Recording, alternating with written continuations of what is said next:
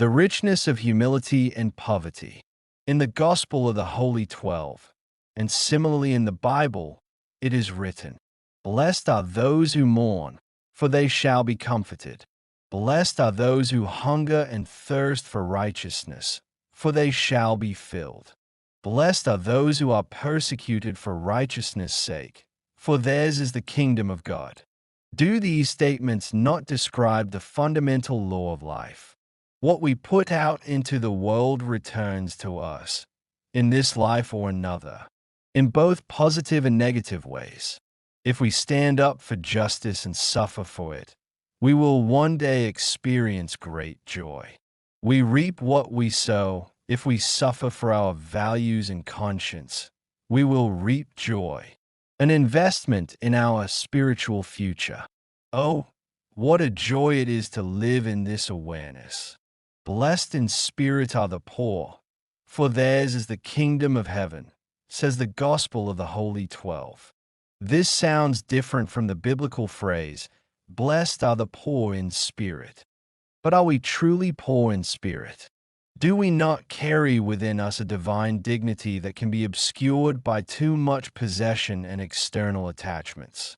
Perhaps this beatitude points to a person's freedom to transform external wealth into the wealth of the soul. Blessed in spirit are those who have a rich intellectual and spiritual life. Jesus knew the treasure and inner richness of poverty. Spiritual bliss is richer than material gratification, even though the economy would have us believe otherwise.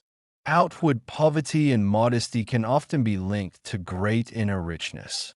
With a sense of deep connection, joy, and love for the Creator, Jesus, and His creation. Wealth often absorbs the senses and focuses attention on the material. There is often no room left for spiritual joy. Instead, a greed for ever more money and power often arises. True joy is to be found beyond money and power. This includes children, good relationships, family, friendships, experiences of nature, listening to the wind, the sunlight filtering through the forest, the babbling of a stream in beautiful surroundings, beautiful literature or poetry that makes the heart sing. The awareness of the harmony and beauty of nature, living in the here and now, for that is where true happiness is found. Possessions are a burden. They must be maintained, or they fall into disrepair. Anyone who owns a yacht or house can tell you a thing or two about that. Even expensive hobbies rob you of time and energy, and that leaves little for children, family, friends, and spirituality. The poor man, however, is free as a bird, flying wherever he pleases. No property binds him. He can live his soul's purpose, for nothing steals his time for lifeless things. In poor countries, hospitality often flourishes. People are not absorbed by possessions, but free to embrace the treasure of their fellow human beings. Time for quiet joys, education, literature, and art. Is not true possession wisdom, experience, and skills? No one can rob me of that. It does not go moldy. Boundless knowledge, music, art, all possible today via the internet. Why all the material things?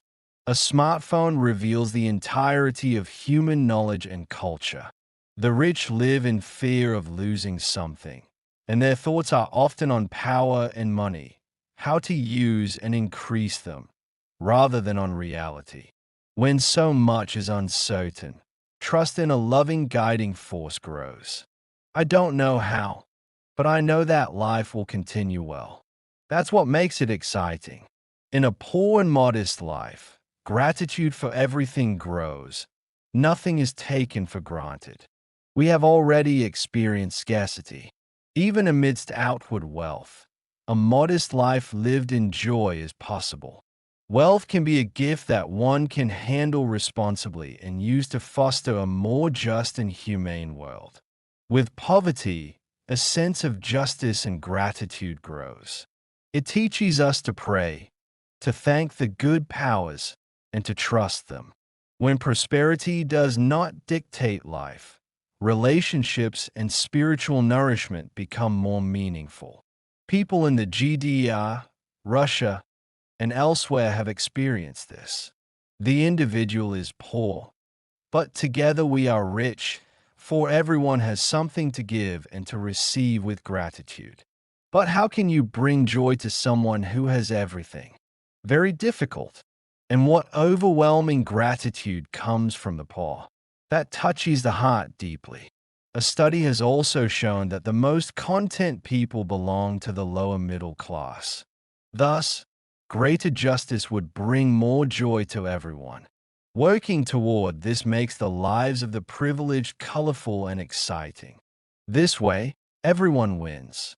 Those living in misery and struggling to survive enter the most beautiful realm of life, poverty. The wealthy continue to grow in their development by taking on responsibility. Joy is assured for them.